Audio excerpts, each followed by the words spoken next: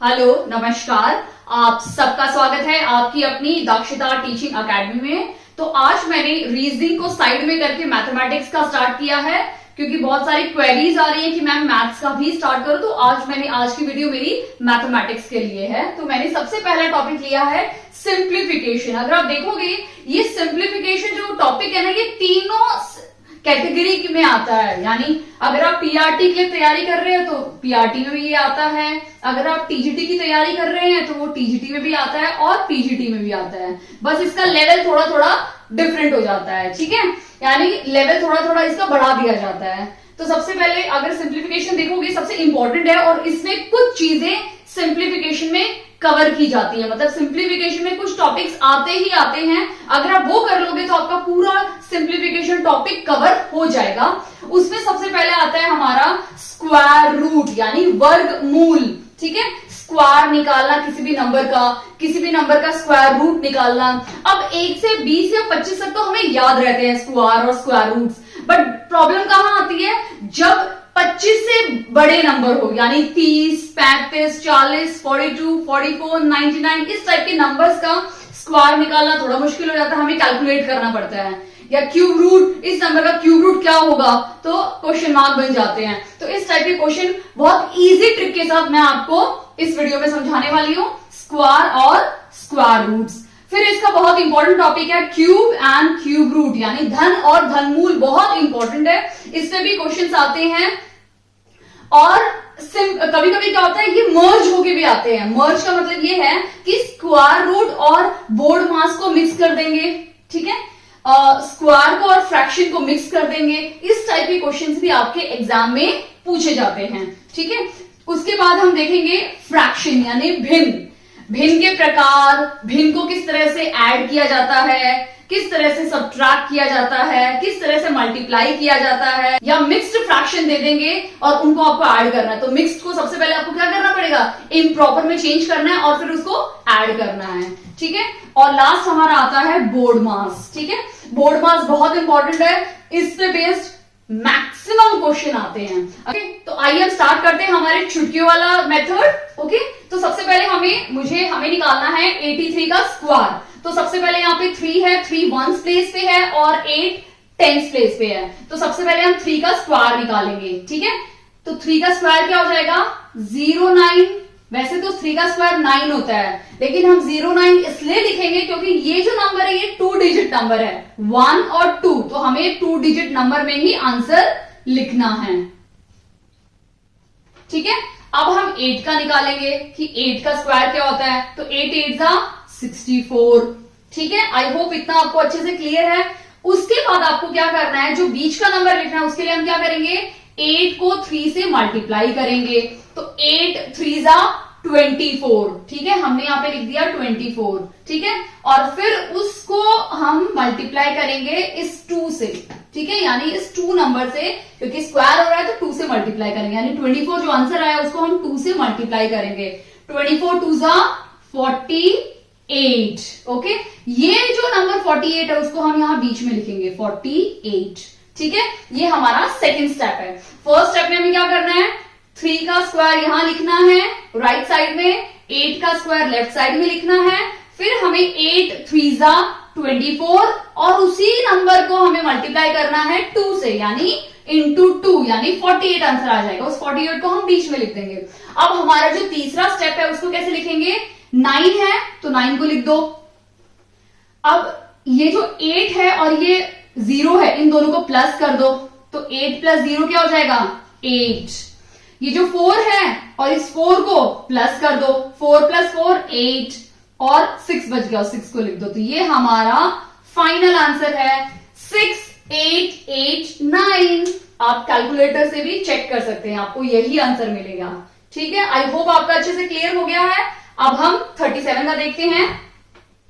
फिर से 7 का लिखेंगे, 7 7 जा 49, 3 3 जा 9। तो 9 को सिर्फ 9 ना लिखते हुए हम लिखेंगे 09।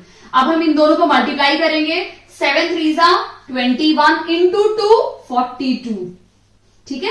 7 3 जा 21 इंटू 2 तो क्या हो जाएगा 42, वो 42 हम यहां लिख देंगे। अब इसको कैसे करेंगे 9, अब इन दोनों को प्लस करेंगे 4 + 2 6, 9 + 3 13, क्योंकि आगे 0 है इसलिए मैंने 13 लिख दिया। अगर 0 नहीं होता तो ये 0 यहां पे जाके यहां 1 कैरी चला जाता और 1 + 0 0 हो जाता।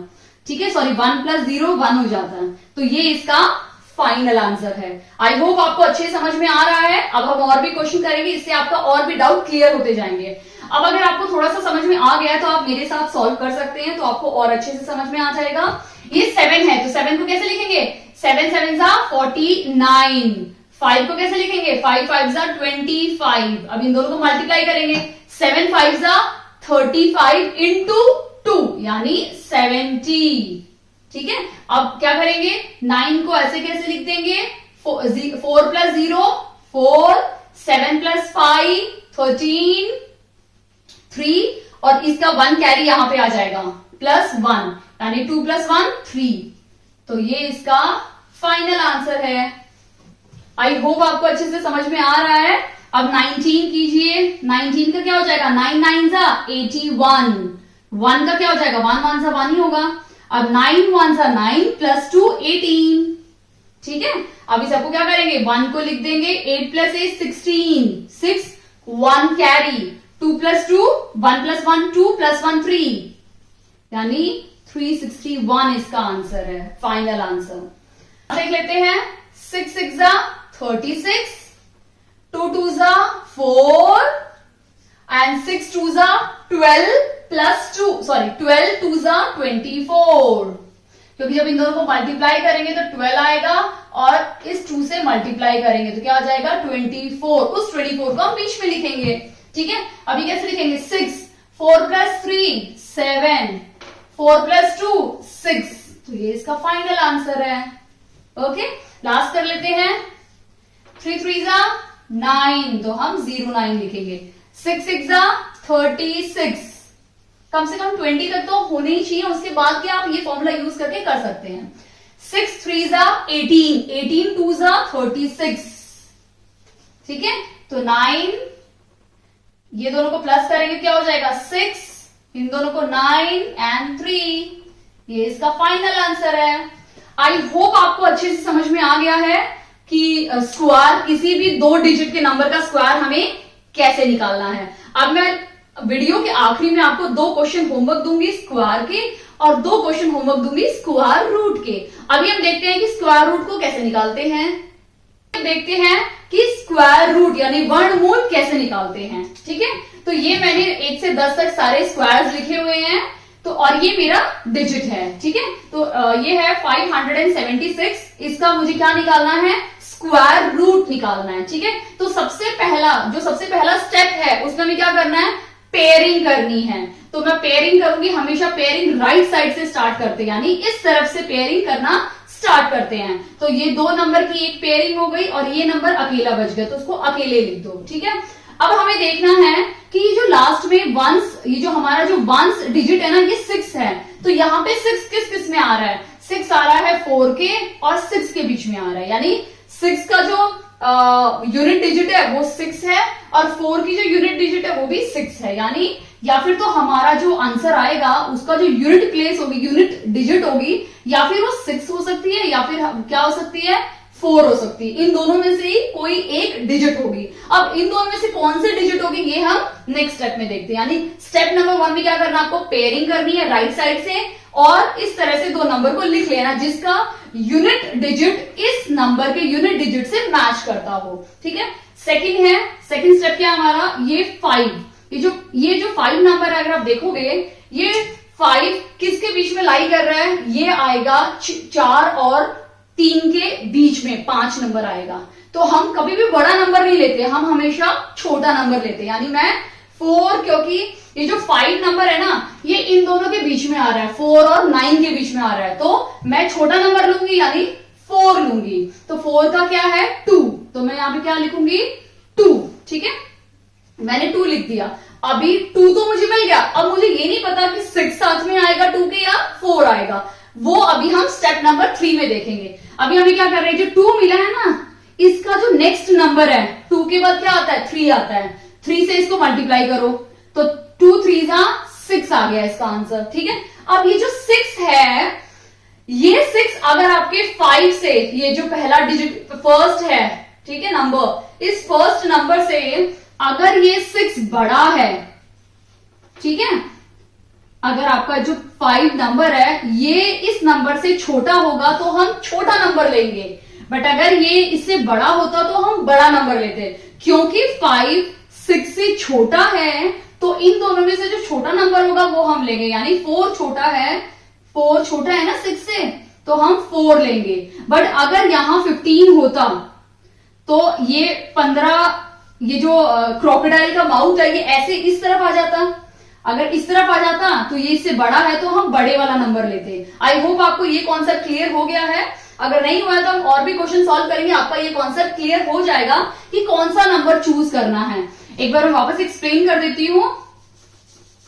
ये जो 6 नंबर मुझे मिला है ना, अगर ये 6 नंबर से हमारा जो ये पहला नंबर फर्स्ट डिजिट है जो, वो इससे छोटी होती है, इससे छोटी है तो हम छोटा नंबर लेंगे, अगर ये इससे बड़ी होगी तो बड़ा नंबर लेंगे। तो इस क्वेश्चन के अकॉर्डिंग 5 तो छोटा है ना 6 से, तो हम छोटे वाला नंबर यानी 4 लेंगे। तो इसका जो स्क्वायर रूट है ना 576 का, वो है 24। ठीक है, हम इस क्वेश्चन को भी देख लेते हैं, सेकंड क्वेश्चन को। अभी हम इसमें देखो पेयरिंग करते हैं। सबसे फर्स्ट स्टेप पेयरिंग ही है, पेयरिंग राइट साइड से करना है। तो ये दोनों और ये दोनों, हमें दो की पेयरिंग बन गई है। दोनों की पेयरिंग के बाद हमें क्या करना है, अभी किसके पीछे 4, ठीक है, वो नंबर लिखना है। यानी अगर हम देखेंगे कि फर्स्ट वाला मैं थोड़ा इरेज कर देती हूँ, नहीं तो आप कंफ्यूज हो जाओगे। 4 किसके पीछे आ रहा है, 2 के पीछे आ रहा है, और किसके पीछे आ रहा है 4, 8 के पीछे आ रहा है। यानी या फिर तो 2 हो सकता है या फिर 8 हो सकता है। इन दोनों में से हमें डिसाइड करना है इसकी हेल्प से। ठीक है, अब ये जो 51 नंबर है, यानी फर्स्ट स्टेप हमारा कंप्लीट हो गया है। सेकंड स्टेप क्या है, हमें 51 देखना है। तो ये जो 51 है ये किसके बीच में आएगा, इन दोनों नंबर्स के बीच में आएगा, यानी 7 और 8 के बीच में 51 आएगा। तो हम 8 नहीं ले सकते क्योंकि बड़ा नंबर है, तो हम क्या लेंगे 7। ठीक है, तो हम क्या लेंगे 7, तो मैंने 7 लिख दिया। अब मैं क्या करूंगी, 7 का अगला नंबर, मैंने बोला था जब ये 1 प्लेस लिखते हैं तो नेक्स्ट नंबर लेते हैं, तो 7 का नेक्स्ट नंबर क्या है 8, 7 8 56। ठीक है, अब ये जो 56 नंबर हमारे पास मिल गया है। अभी हमें देखना है कि क्या ये 56 जो हमारा पहले वाला नंबर है उससे बड़ा है या छोटा है। अगर बड़ा होगा, ये बड़ा है, तो हम छोटा, कंफ्यूजन नहीं करना, 51 और 56 में से अगर ये छोटा नंबर है तो छोटा लेंगे, अगर ये बड़ा नंबर है इससे तो बड़ा लेंगे। यहां पे क्या है 51 छोटा है 56 से, तो फिर से हम छोटा नंबर लेंगे यानी 2 लेंगे। तो इसका फाइनल आंसर क्या है 72। क्वेश्चन देखते हैं हम लोग। अब ये फिर से हमें निकालना है, तो सबसे पहले फर्स्ट स्टेप क्या है, पेयरिंग करना, तो हम पेयर कर देते हैं। ये हमने राइट साइड से पेयरिंग कर दी। अब 49, यानी लास्ट में 9 किस किस में आ रहा है, 9 आ रहा है 3 में और 7 में। ठीक है, तो या फिर तो 3 हो सकता है या फिर 7 हो सकता है। ये first number, step number 1 finish हो गया। स्टेप नंबर 2 क्या है 18। अब 18 किसके बीच में आएगा, इन दोनों के बीच में आ रहा है, तो ऑब्वियसली बात है हम छोटा नंबर लेते हैं यानी 4। ठीक है, हमने 4 ले लिया। अभी नेक्स्ट थर्ड स्टेप क्या है, 4 इंटू नेक्स्ट नंबर क्या है 5, 5 4 20। अब हमें 20 नंबर में देखना है। अब 20 और 18 और 20 में से कौन सा, 18 छोटा है या बड़ा है, 18 छोटा नंबर है 20 से, छोटा नंबर है तो छोटे वाला नंबर लेंगे यानी 3। तो इसका आंसर है 43। आई होप आपको अच्छे से क्लियर हो गया है। अब नेक्स्ट देख लेते हैं, फिर से पेयरिंग स्टार्ट करेंगे हम लोग। पेयरिंग हो गई 81। अब 1 लास्ट में है, तो 1 किस किस में आएगा, 1 में आएगा और 9 में आएगा। तो क्या चांसेस है, 1 आ सकता है या फिर 9 आ सकता है। ठीक है, तो ये करने के बाद सेकंड स्टेप क्या होता है हमारा 34। 34 किसके बीच में आएगा, इन दोनों के बीच में आएगा ना, 34 5 और 6 के बीच में। तो हम क्या ले लेंगे 5, क्योंकि 25 से छोटा है। ठीक है, अभी हमें डिसाइड करना है 5 का नेक्स्ट नंबर क्या होता है 6, तो 5 इंटू 6 यानी 30।